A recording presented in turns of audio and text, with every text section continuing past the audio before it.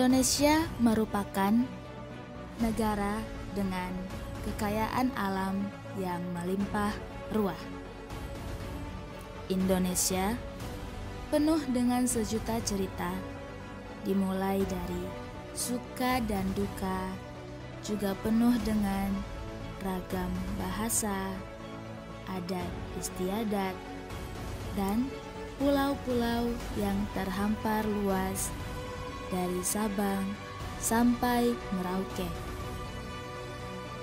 Pantai-pantai yang indah bagaikan surga, hingga pegunungan yang berjajar di seluruh Indonesia.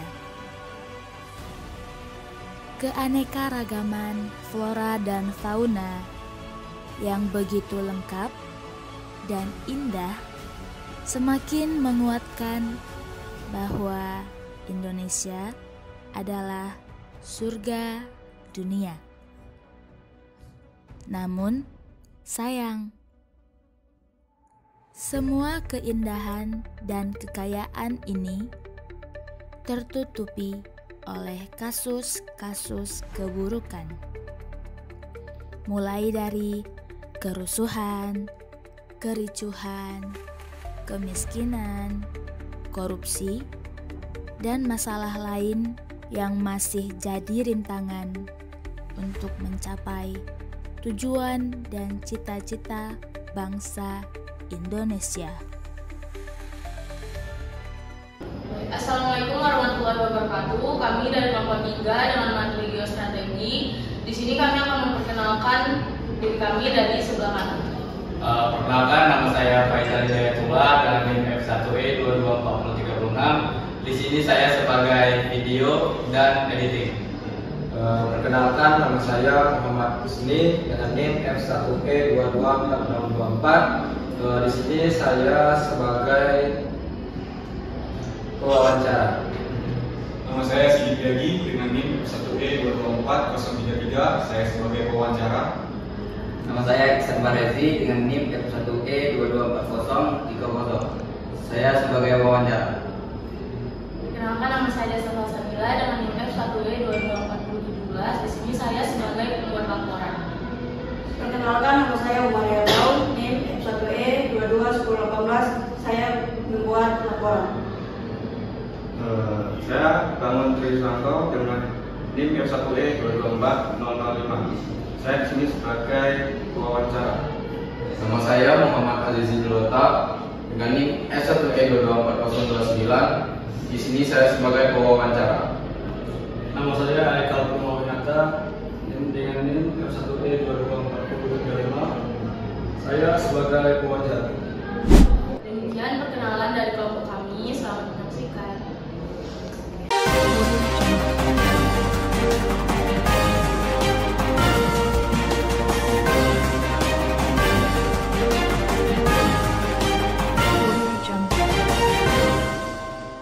Assalamualaikum warahmatullahi wabarakatuh. Di sini saya Sigit Yagi dengan NIM F1E 224033 dari kelompok 3 tentang geostrategis Indonesia. Di sini saya tidak sendirian, saya akan melakukan wawancara dengan narasumber saya. Silakan, Bang. Dengan saya Muhammad Difa Alamin dengan NIM F1E 221032. Saya dari Teknik Elektro Angkatan 21. Nah, di sini Bang, saya akan mewawancara Abang tentang geostrategis Indonesia. Sebelumnya, apakah Abang sudah mengetahui tentang geostrategis Indonesia? Kalau secara pemahaman saya, geostrategis itu sendiri mengenai politik dan berpengaruh terhadap geostrategi di Indonesia, atau bisa kita bilang kayak struktural tempat lah.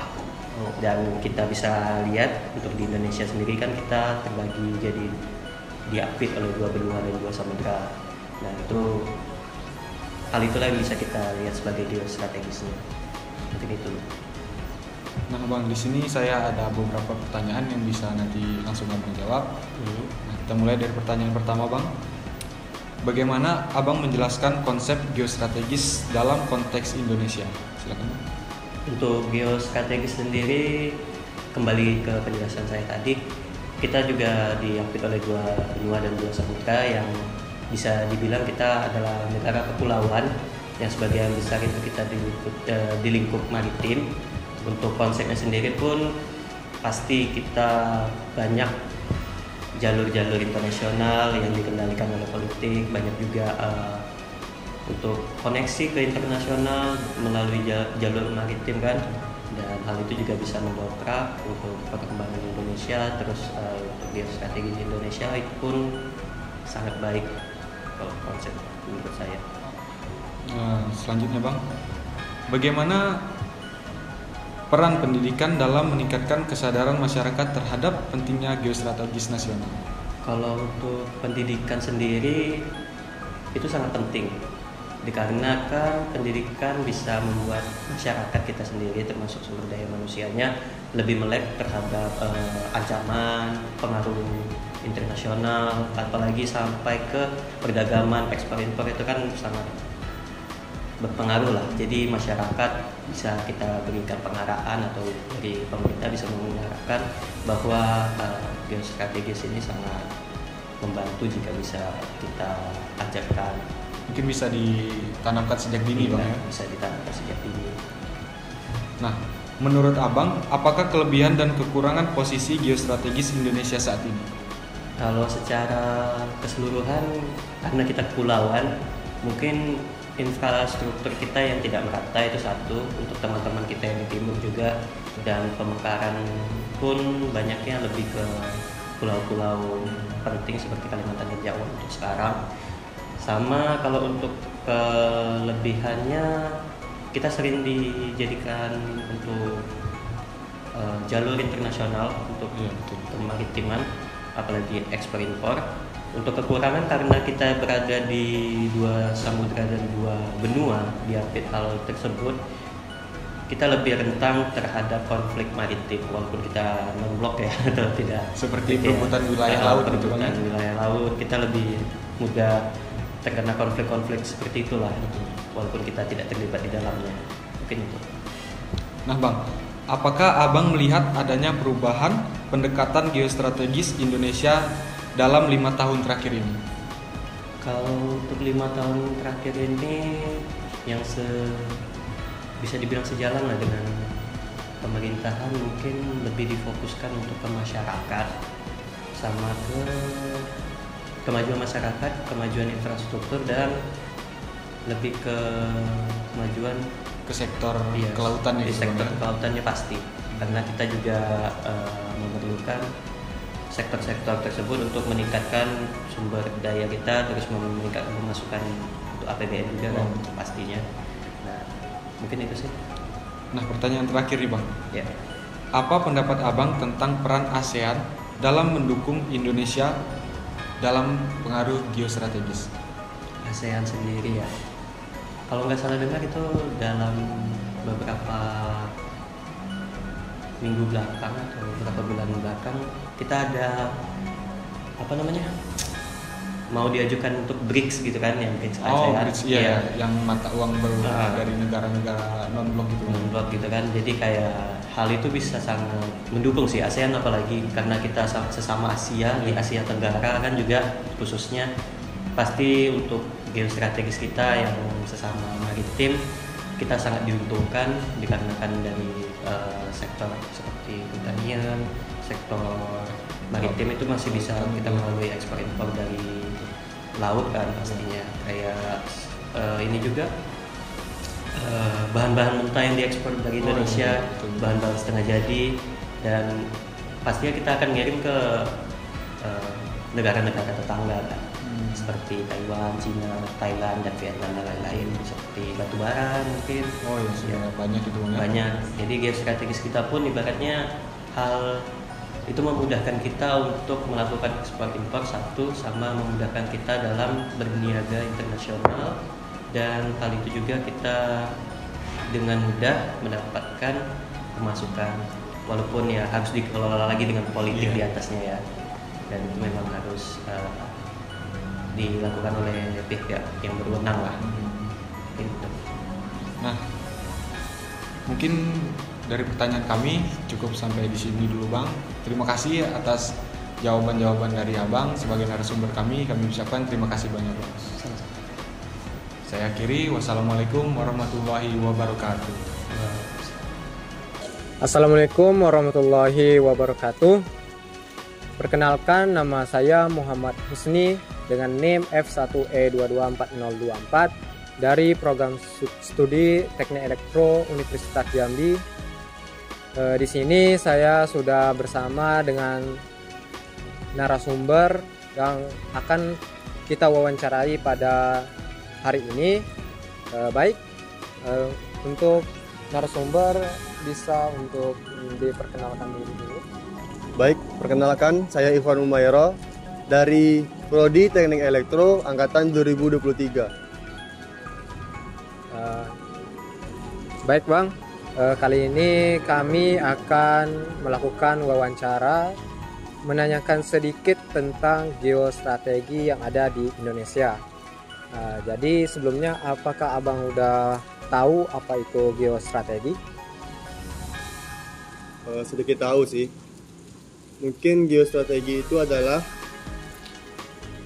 suatu negara mempertahankan kondisi geostrateginya agar tidak diklaim oleh pihak lain. Oke.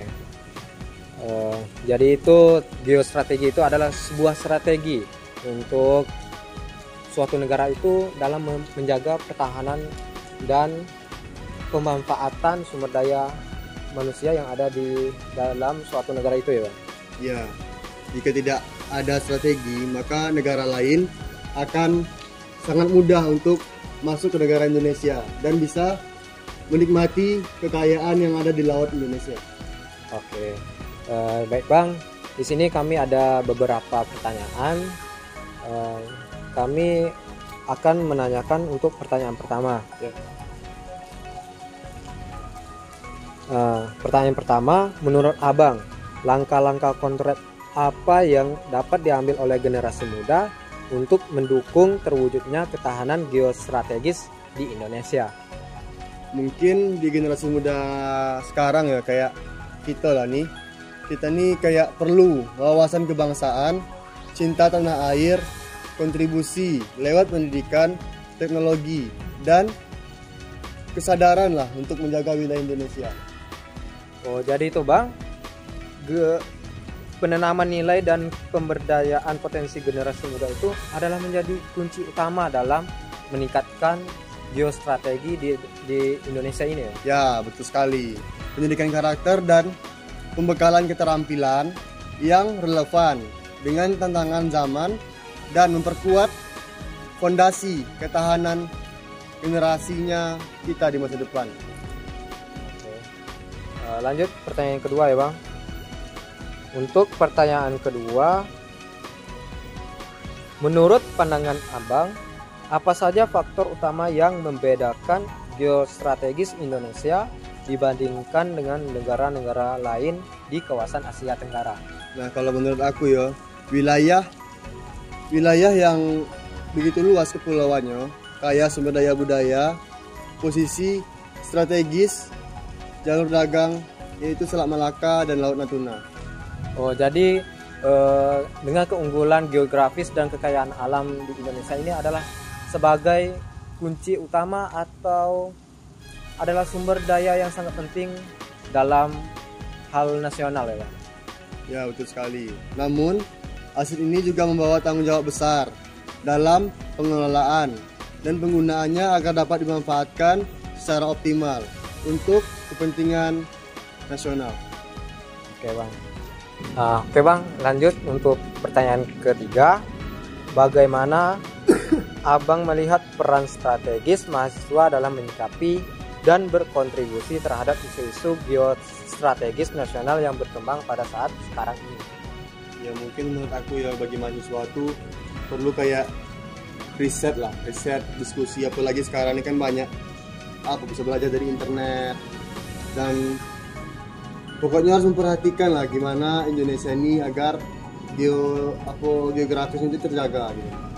Oh, artinya mahasiswa itu memiliki tanggung jawab untuk intelektual maupun strategi nasional yang ada pada saat sekarang ini ya Bang? Ya kalau anak mahasiswa siapa lagi? Dan mungkin kayak pokoknya mahasiswa itu penggerak bagi generasi muda, apalagi yang di bawah-bawahnya, untuk memajukan dan menjaga geografis Indonesia. Oke. Kepada abang yang telah mau kami wawancarai untuk memenuhi mata kuliah kewarganegaraan kami. Sekali lagi terima kasih ya bang. Ya sama-sama, mungkin itu juga untuk menambah wawasan saya, mengingatkan lagi lah bagaimana geostrategi Indonesia ini. Baik, sekian yang dapat saya sampaikan. Ada kata kesalahan maupun perbuatan, saya mohon maaf. Saya tutup, wabillahi taufik wal hidayah. Wassalamualaikum warahmatullahi wabarakatuh. Assalamualaikum warahmatullahi wabarakatuh. Di sini saya bersama narasumber yaitu Bang Putra dan juga rekan saya Bangun. Sebelumnya perkenalkan, nama saya Muhammad Azizul Ota dengan NIM S1E224029 dari Prodi Teknik Elektro kelompok 3, dan rekan saya atas nama Bangun Tri Susanto dengan NIM F1E224005 Prodi Teknik Elektro angkatan 2024. Dan di sini saya sudah bersama narasumber sama dengan Abang Putra yang akan menjadi narasumber kami pada kesempatan kali ini. Mungkin untuk kepada Bang Putra bisa memperkenalkan dirinya terlebih dahulu. Perkenalkan, nama saya Muhammad Rudi Putra, bisa dipanggil Putra. Umur saya 24 tahun dan sekarang saya kerja sebagai teller bank. Nah, pada kesempatan wawancara kali ini kami akan mengangkat dengan tema geostrategi. Sebelumnya kepada narasumber yaitu Bang Putra, mungkin abang udah tahu belum apa itu geostrategi? Kalau untuk geostrategi, setahu saya sih kalau geostrategi ini adalah tujuan utama untuk perkembangan negara, terutamanya di negara kita Indonesia, diutamakan di dalam pertahanan dan di dalam politik. Jadi menurut Abang Putra geostrategi ini lebih ke dalam pertahanan dan politik, Bang. Untuk lebih lanjut, kami di sini sudah merangkum beberapa pertanyaan, Bang. Mungkin untuk pertanyaan pertama, menurut Abang, apa pendapat Abang tentang pentingnya kerjasama antar wilayah di Indonesia, Bang? Kalau untuk kerjasamanya, kita sebagai rakyat Indonesia harus saling menghormati antara satu sama lain, walaupun kita beda negara. Untuk perkembangan selanjutnya, walaupun untuk negara lain dan negara kita bersama-sama kita bisa maju dan kita bisa berkembang bersama. Berarti kita harus bersama, ya? Ya, bersama kembangkan Indonesia. Mungkin untuk pertanyaan kedua kepada rekan saya. Baiklah, untuk pertanyaan yang kedua, yaitu menurut Abang, bagaimana pengaruh globalisasi terhadap geostrategi di Indonesia sendiri? Untuk globalisasi itu juga bisa membawa kemajuan pada Indonesia, tapi juga ada tantangannya, dan kita harus pintar untuk menyaring budaya asing dan tetap menjaga identitas kita biar tidak merusak. Jadi kita harus menyaring supaya generasi seterusnya tidak merusak. Iya, harus jaga lagi. Untuk pertanyaan ketiga, Bang, bagaimana peran teknologi dalam mendukung strategi pertahanan negara Indonesia? Untuk teknologi sekarang kan sangat penting sih, karena misalnya untuk mengawasi wilayah-wilayah yang susah untuk dijangkau, yaitu wilayah laut atau wilayah di daerah udara juga. Kalau kita juga punya teknologi yang canggih, kita bisa mengurangkan ancaman seperti virus-virus yang susah untuk dideteksi. Teknologi kita ini kayaknya harus banyak di-upgrade. Harus banyak di-upgrade biar lebih bagus kita. Karena kan untuk ancaman kan kita nggak tahu kapan bisa terjadi.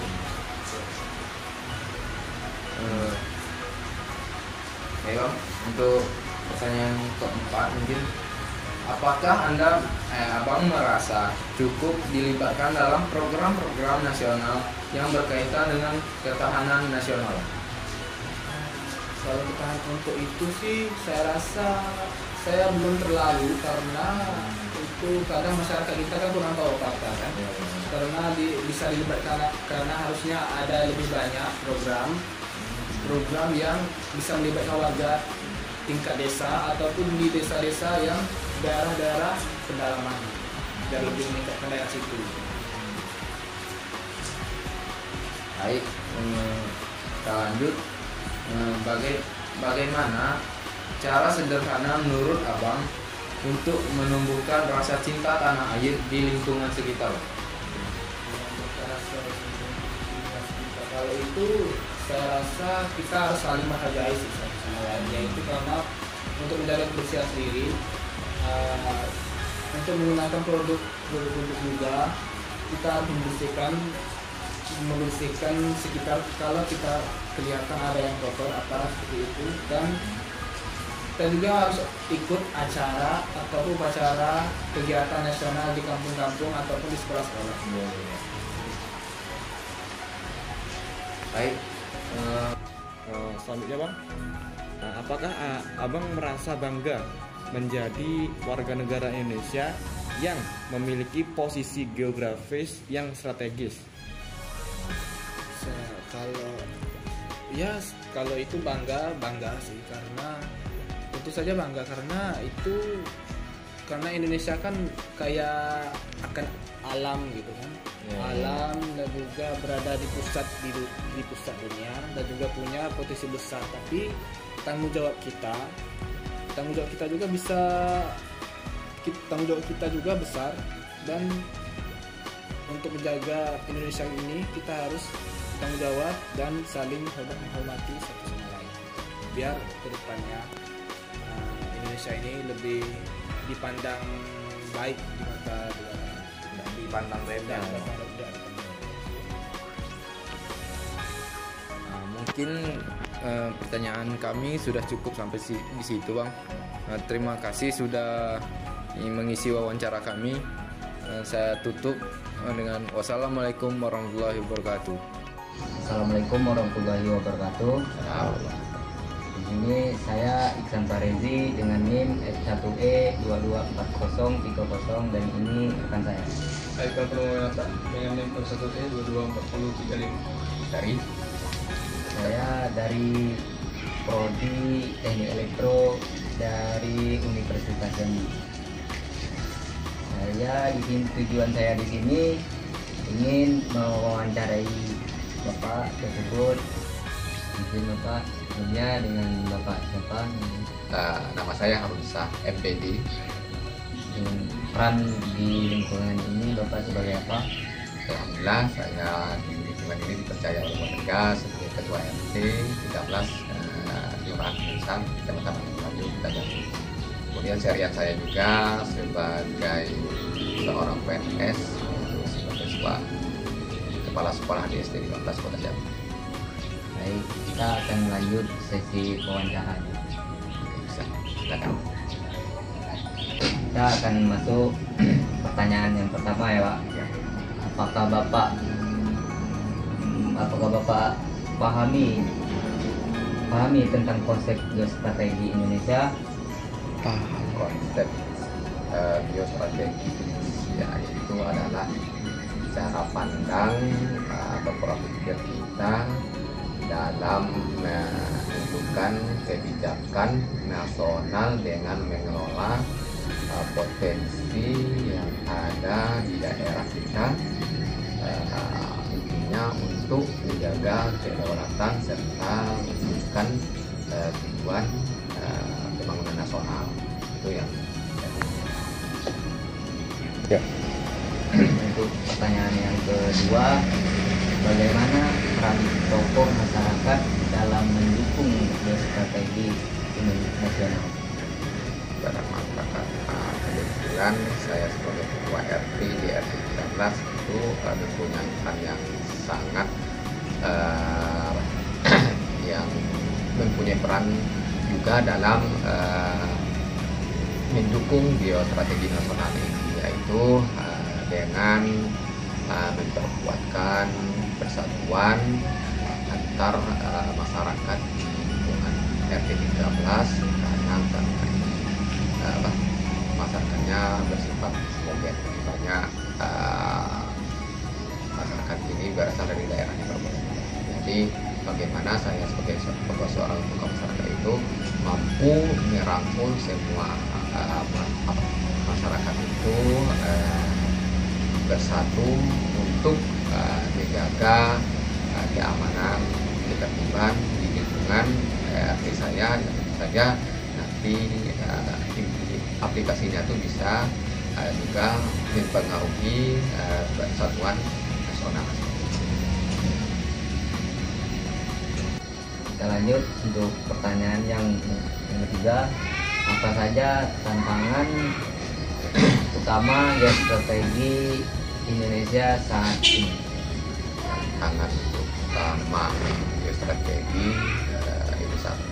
Tentu saja banyak tantangan dalam geostrategi ini. Salah satunya karena keadaan ekonomi yang berbeda-beda, itu kan penghasilannya juga berbeda. Tentu saja tidak kita dengan. Kemudian karena masyarakat ini bersifat homogen, tentu saja juga menjadi tantangan karena tidak satu lingkungan ini agamanya ada tidak 100% Islam, dengan itu juga tantangan. Kemudian dari segi ekonomi tadi ada juga rakyat yang masih dalam keadaan tidak mampu, itu juga banyak tantangan. Nah ini yang ke depan itu harus diperhatikan oleh pemerintah supaya ketimpangan yang seperti itu bisa diminimalisir ya, seperti itu. Karena kalau untuk semuanya sama tidak mungkin, minimal itu mengurangi lah ketimpangan seperti itu. Nah, kemudian juga sekarang ini juga ada tantangan-tantangan seperti di era globalisasi, tentu saja sangat bisa mempengaruhi geostrategi nasional itu sendiri, karena masyarakat bisa melihat atau mengakses informasi melalui media-media yang sekarang luar biasa mudah diakses seperti itu. Oh, jadi gitu ya Pak, tantangan di sekitaran kompleks ini ada juga yang berbeda agama. Ada. Karena tidak kebetulan kita cuma homogen, karena apalagi di perkotaan itu susah untuk mencari masyarakat yang heterogen, satu agama susah. Baik, kita lanjut ke pertanyaan nomor 8. Sejauh mana pendidikan berperan dalam memperkuat kesadaran geostrategi di masyarakat? Oh, tentu saja sangat berperan pendidikan dalam memperkuat kesadaran geostrategi.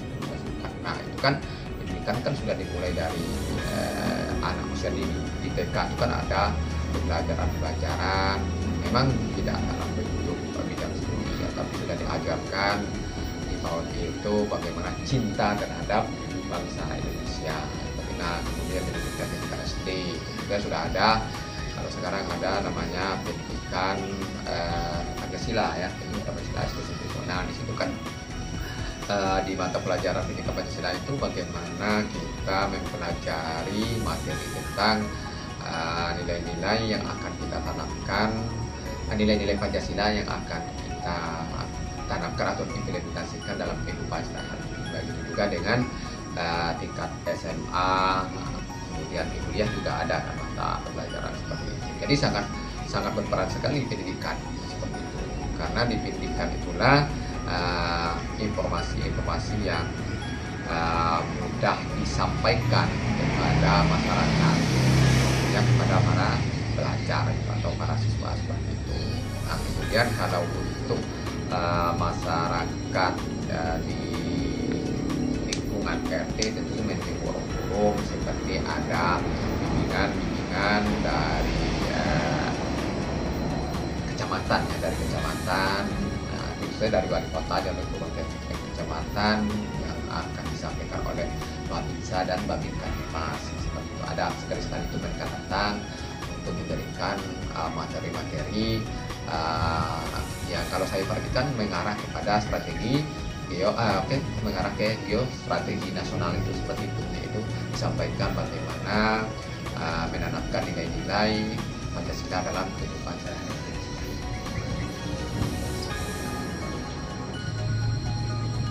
Kita lanjut ke pertanyaan nomor 9. Oke, lanjut. Apa pendapat Bapak tentang pentingnya kedaulatan pangan, energi dalam konteks geostrategi? Saja kedaulatan pangan dan energi ya dalam konteks geostrategi ini sangat penting sekali. Kalau Indonesia itu tidak mengimpor pangan dari luar negeri, tentu saja itu akan meningkatkan lagi pendapatan para petani yang ada di Indonesia. Nah ini juga sangat mempengaruhi, karena kalau kita tidak impor, tentu saja biaya atau harga daripada pangan itu sendiri kan lebih murah. Tapi kalau diimpor kan lebih mahal. Nah ini sangat mempengaruhi geostrategi nasional. Dengan pangan yang kuat, alhamdulillah sekarang kalau kita lihat di video sendiri kan kayak di Jawa Barat itu surplus beras pangan gitu. Nah itu sangat bagus. Jadi dengan pangan yang yang stok pangan yang banyak di negara kita sendiri, tentu saja itu juga akan mengurangi terjadinya hal-hal yang tidak kita inginkan. Karena puncak utama daripada sesuatu kekacauan terjadi di negara itu adalah Timur Tengahnya, perutnya itu. Tapi kalau pangannya itu tersedia dengan sangat memenuhi, tentu saja Indonesia pun akan lebih aman karena tidak ada keributan karena masyarakatnya kan kebutuhannya tercukupi. Nah begitu juga energi. Nah energi ini juga sangat mempengaruhi strategi geostrategi nasional. Nah kalau seandainya energi misalnya contoh saja listrik, nah kalau listrik kita masih mengimpor energi dari luar negeri, tentu saja itu juga bermasalah karena biayanya juga mahal. Alhamdulillah sekarang itu kan Indonesia kan punya kebutuhan energi yang sangat luar biasa, apalagi di provinsi kami insya Allah di Kerinci itu kan ada PLTA itu kan, ada PLTA itu juga kebutuhan energinya energi yang dihasilkan itu bisa memenuhi kebutuhan energi. Kalau tidak salah saya di sekitar Sumatera itu bisa terpenuhi. Nah itu juga mempengaruhi geostrategi nasional seperti itu. Dengan pangan yang kuat, energi yang banyak seperti itu juga bisa menguatkan lagi geostrategi nasional. Baik, kita lanjut ke pertanyaan selanjutnya. Apa saran Bapak agar masyarakat lebih terlibat dalam strategi pembangunan nasional yang berbasis geostrategi? Nah, tentu saja saran saya supaya masyarakat lebih terlibat dalam pembangunan nasional yang berbasis geostrategi ini, dan kita harus banyak melakukan komunikasi berupa sosialisasi kepada masyarakat tentang geostrategi nasional tersebut, karena seperti yang saya katakan di awal tadi, tidak semua masyarakat itu kan memahami apa ini geostrategi. Padahal itu kan sesuatu yang sudah dilakukan oleh masyarakat tersebut, karena ini kan menggali potensi-potensi yang ada di daerah untuk